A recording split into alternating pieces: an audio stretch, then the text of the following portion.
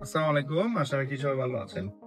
আমরা একটা খুবই আনকমন কেস আপনাদের সাথে শেয়ার করব। একজন বয়স্ক মা, উনার হচ্ছে চোখ হলুদ দেখে উনার প্রশ্ন করলাম যে, "উনার কতদিন ধরে হলুদ?" উনি বলছে যে ১-১.৫ মাস, ২ মাসের মতো।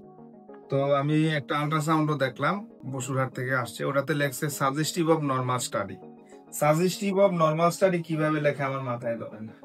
যারা এই টাইপের লেখেন তারা কেন আল্ট্রাসোনোগ্রাম করান এটা আমার মাথায় ধরে না। এটা হচ্ছে ওনার হচ্ছে বিলিয়ারি ট্রিটা ডায়ালেটেড এবং বিলিয়ারি ট্রিটা যেখানে এসে মিলছে এটা চাকার মতো এরিয়া।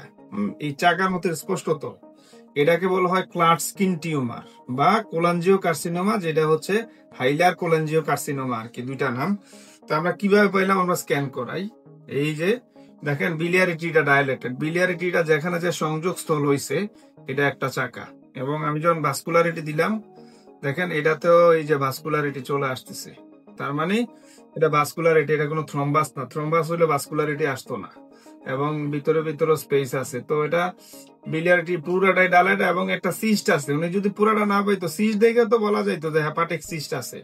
এবং একটা পেশেন্টের চোখ হলুদ, এই মায়ের চোখগুলো দেখেন কি হলুদ, তারপরে এটা কিভাবে হয়। তো এই টাইপের অসংখ্য কেস আমি শেয়ার করি। যারা যারা আল্ট্রাসোনোগ্রাম করান অবশ্যই দেখে শুনে করাবেন। আপনারাও অভিজ্ঞ কাউকে দিয়ে আল্ট্রাসোনোগ্রাম করান, যাতে পথভ্রষ্ট না হয়, ভালো একটা ট্রিটমেন্ট হয়।